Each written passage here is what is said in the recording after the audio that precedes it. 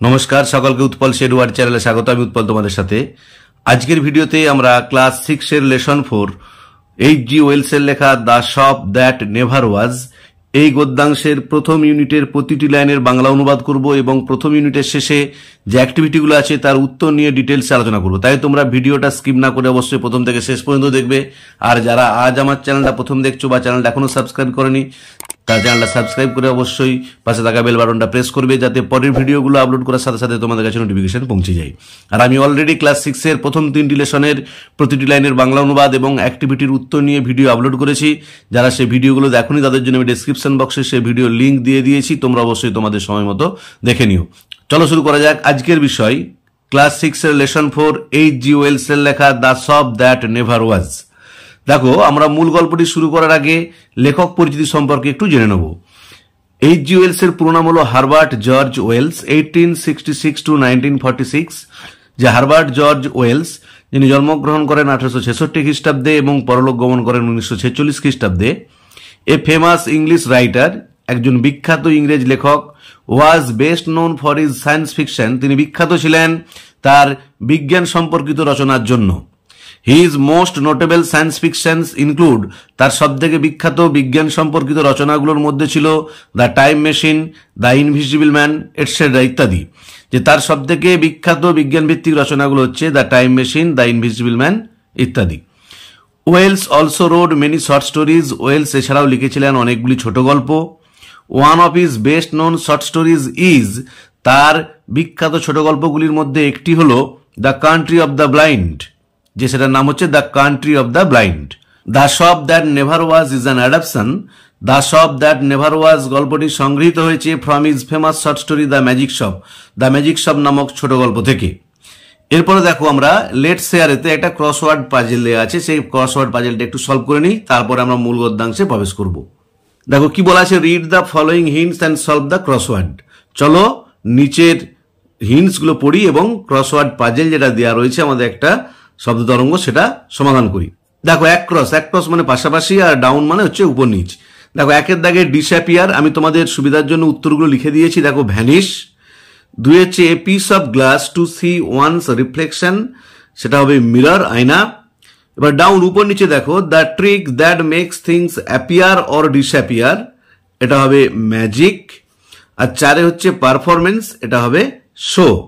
দেখো, এরপরে আমরা মূল গদ্যাংশে প্রবেশ করছি। I had seen the magic shop, আমি দেখেছিলাম ওই জাদু দোকানটি ফ্রম অ্যাফার, দূর থেকে, সেভারেল টাইমস, বহুবার। যে বক্তা বলছেন, আমি দূর থেকে ওই জাদু দোকানটা বহুবার দেখেছিলাম। I had passed it once or twice, আমি এক দুবার এর পাশ দিয়েও পেরিয়ে গেছি। But never had I thought of going in, কিন্তু কখনো এর ভেতরে প্রবেশ করার কথা চিন্তা করিনি। ওয়ান ডে, একদিন, মাই সন, আমার পুত্র, Zip dragged me up to the shop, আমাকে টানতে টানতে নিয়ে এলো দোকানেতে, মানে ওই জাদু দোকানটাতে লেখককে বা বক্তাকে টানতে টানতে নিয়ে এসেছিল। দেয়ার ওয়াজ সাচ কিননেস ইন হিম, তার মধ্যে এতটাই আগ্রহ ছিল, দ্যাট যে আই ওয়াজ ফোর্সড, আমি বাধ্য হয়েছিলাম, টু গেট ইন, প্রবেশ করতে। যে তার সন্তানের মধ্যে বা তার ছেলের মধ্যে এতটাই আগ্রহ দেখা গেছিল, তাই বক্তা বাধ্য হয়ে দোকানের ভেতরে প্রবেশ করেছিলেন। ইট was a little narrow shop, এটা ছিল একটা ছোট্ট সংকীর্ণ দোকান।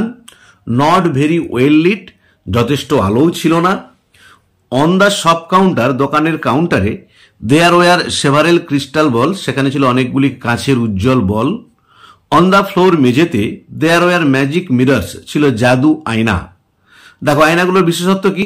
One to draw you out long, একটিতে তোমাকে দেখাবে লম্বা অ্যান্ড থিন, রোগা। And one to make you short and fat, আর অপরটিতে তোমাকে দেখাবে বেটে এবং মোটা। যে তাহলে একটা আয়নাতে দেখাবে তুমি লম্বা হয়ে গেছো, তোমাকে রোগা দেখাচ্ছে, আর অপর আয়নাটার দিকে দেখলে তুমি দেখতে পাবে নিজেকে কিরকম, বেটে এবং মোটা। হোয়াইল উই ওয়ার লাফিং অ্যাট অল দিস, যখন আমরা এসব দেখে হাসাহাসি করছিলাম, দ্য শপ ম্যান অ্যাপিয়ার্ড, দোকানদার হাজির হয়েছিলেন। How can I help you, said he, তিনি জিজ্ঞাসা করলেন, আমি কিভাবে আপনাদের সাহায্য করতে পারি। I want to buy my little boy, আমি কিনতে চাই আমার এই ছোট্ট ছেলের জন্য, এ ফিউ সিম্পল ট্রিক্স, কতকগুলি সাধারণ জাদু খেলনা। আই সেড, আমি বললাম। যে বক্তা বললেন যে আমি আমার ছেলের জন্য কতকগুলি সাধারণ জাদু খেলনা কিনতে চাই। সেড দ্য শপম্যান, দোকানদার বলল and scratched his head for a moment, আর তার মাথাটা এক মুহূর্তের জন্য চুলকে নিল। অ্যাজ ইফ থিঙ্কিং, যেন তিনি কিছু ভাবছিলেন। Then he drew from his hair, তারপর তিনি টেনে বের করলেন তার মাথার চুল থেকে গ্লাস বল, একটা কাছের বল। অ্যান্ড সেড, এবং বললেন সামথিং লাইক দিস, এইরকম কিছু। অ্যান্ড হেল্ড ইট আউট, এবং তিনি হাতটা বাড়িয়ে দিলেন। দ্য অ্যাকশন ওয়াজ আনএক্সপেক্টেড, এই কর্মকাণ্ডটা আমাদের কাছে অনাকাঙ্ক্ষিত ছিল, মানে আমরা আশা করতে পারিনি যে তিনি ওরকম মাথার চুলটা চুলকাতে চুলকাতে সেখান থেকে কাছের বল বের করে ফেলবেন। দেখো বক্তা কি বলছেন, দেখো, I had seen the trick done at magic shows, আমি দেখেছিলাম এই জাদুটা দেখাতে যেখানে জাদু প্রদর্শনী হয়, but I had not expected it here, কিন্তু আমি এখানেতে এটা আশা করিনি। দ্যাটস গুড, খুব ভালো। আই সেড উইথ এ লাফ, আমি হেসে উঠে বললাম। ইজন্ট ইট, তাই না? সেড দ্য শপম্যান, দোকানদার বললেন। Zip stretched out his hand, Zip বাড়িয়ে দিল তার হাতটা, টু টেক দিস অবজেক্ট, ওই বস্তুটাকে নেবার জন্য, মানে কাছের বলটাকে নেবার জন্য। And found merely a blank palm, আর দেখতে পেল দোকানদারের হাত খালি। তাহলে যখন জিপ হাতটা বাড়ালো ওই বলটিকে নেবার জন্য, দেখছে দোকানদারের হাতটা তখন আবার খালি, মানে বলটা আবার ভ্যানিশ হয়ে গেছে। দেখো তাহলে আমরা এখন the shop that never was, এই গল্পটির প্রথম পাতাটি অর্থাৎ পেজ নাম্বার 37 প্রতিটি লাইনের বাংলা অনুবাদ ও বিশ্লেষণ করলাম। এরপরে শেষে যে অ্যাক্টিভিটিগুলো আছে তার উত্তর নিয়ে ডিটেলসে আলোচনা করব। দেখো এখানে ওয়ার্ড নেস্টে দুটো ওয়ার্ড দেওয়া আছে। কিননেস মানে ইগারনেস, খুবই আগ্রহ, আর ক্রিস্টাল মানে শাইনি গ্লাস বল, চকচকে কাছের বল। এবার অ্যাক্টিভিটি 1-এ কি বলা আছে দেখো, rearrange the following sentences in the correct order, নিচের বাক্যগুলোকে ক্রমান্বয়ে সাজাও। Put the numbers in the given boxes, আর পাশের বক্সে নাম্বারগুলো দাও। 1 ইজ ডান ফর ইউ, একটা তোমাদের জন্য করে দেওয়া আছে। দেখো এক একটা করে দেওয়া আছে, যদিও আমি তোমাদের সুবিধার জন্য সব উত্তরগুলোই করে দিয়েছি, তবে একটু দেখে নাও। দেখো আমি তোমাদের প্রথমের লেসনে দেখিয়েছিলাম যে কিভাবে সঠিকভাবে রিঅ্যারেঞ্জ করতে হয়, বইয়েতে আন্ডারলাইন করে করে তোমরা সেইভাবেই রিঅ্যারেঞ্জগুলো করবে, তাহলে তোমাদের ভুল হবে না। আমি তো উত্তরগুলো লিখে দিয়েছি। দেখো এক একটা বইয়ে করাই আছে। Zip dragged his father to the magic shop, এটা হবে 1, মানে 4-এর পাশে আমরা 1 লিখবো। তারপরে 2-এরটা 2 হবে। It was a small shop not well lit, এটা ছিল একটা ছোট্ট দোকান, বেশি আলোও ছিল না, পাশে 2। এরপর হবে there were different kinds of magic mirrors in the shop, দোকানে ছিল নানান রকমের জাদু আয়না, 6-টার পাশে হবে 3। তারপরে দেখো the shopman brought out a glass ball from his hair, দোকানদারটা তার মাথার চুল থেকে একটা কাঁচের বলকে বের করে এনেছিল, 1-এর পাশে হবে 4। তারপর হবে Zip and his father were surprised, Zip এবং তার বাবা বিস্মিত হয়েছিল, এর পাশে হবে 5। তারপর হবে দেখো Zip wanted to take the glass ball, Zip কাছের বলটা নিতে চেয়েছিল, এর পাশে হবে 6। তাহলে উত্তর হবে 4, 2, 6, 1, 5, 3। এরপর অ্যাক্টিভিটি 2, অ্যাক্টিভিটি 2-এ কি বলা আছে দেখো, fill in the blanks using words from the help box, নিচের হেল্প বক্স থেকে ওয়ার্ড নিয়ে শূন্যস্থানগুলো পূরণ করো। দেখো হেল্প বক্সে কি কি ওয়ার্ড আছে, স্ক্র্যাচড, কিন, আনএক্সপেক্টেড, ট্রিক্স, ক্রিস্টাল। দেখো আমি উত্তরটা তোমাদের সুবিধার জন্য লিখে দিয়েছি, এখানে একটা ওয়ার্ড এক্সট্রা দেওয়া আছে, কারণ 5টা ওয়ার্ড দেওয়া আছে আর 4টে শূন্যস্থান আছে। দেখো Zip was keen to enter the magic shop, Zip আগ্রহী ছিল প্রবেশ করতে ওই জাদু দোকানটায়। The shop had many crystal balls, দোকানে ছিল অনেকগুলি কাছের বল।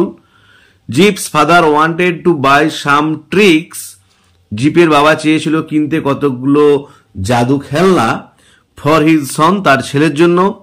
The shopman performed an unexpected action, দোকানদারটা একটা অনাকাঙ্ক্ষিত ঘটনা বা কাজ করে দেখিয়েছিল। তাহলে এখানেতে স্ক্র্যাচটা এক্সট্রা দেওয়া আছে। এরপর দেখো অ্যাক্টিভিটি 3, অ্যাক্টিভিটি 3-এ কি বলা আছে, অ্যান্সার দ্য ফলোইং কোয়েশ্চেন, নিচের প্রশ্নটার উত্তর দাও।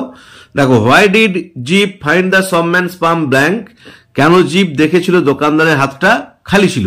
দেখো আমি উত্তরটা ছোট ছোট করে লিখে দিয়েছি, একটু দেখে নাও।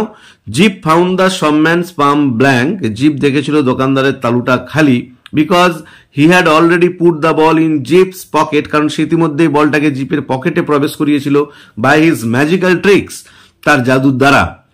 তাহলে আবার বলছি, Zips found the shopman's palm blank because he had already put the ball in Zip's pocket by his magical tricks.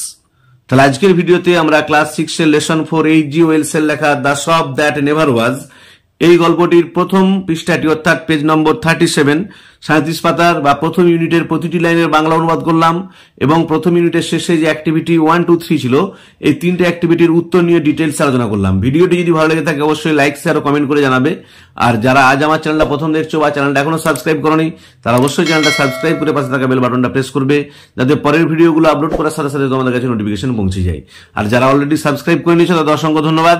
আর আমি আগের 3টে লেসনের প্রতিটি লাইনের বাংলা অনুবাদ এবং তার সাথে সাথে অ্যাক্টিভিটি উত্তর নিয়ে ভিডিও আপলোড করেছি। সেই ভিডিওর লিংক আমি ডেসক্রিপশন বক্সে দিয়ে দিয়েছি। যারা আগের ভিডিওগুলো দেখোনি তারা অবশ্যই দেখে নিও। ভালো থেকো, ধন্যবাদ। দেখা হবে পরের ভিডিওতে। পরের ভিডিওতে আমরা ইউনিট 2 এর প্রতিটি লাইনের বাংলা অনুবাদ করব এবং তার সাথে সাথে ইউনিট 2 এর শেষে যে অ্যাক্টিভিটিগুলো আছে তার উত্তর নিয়ে ডিটেলস আলোচনা করব।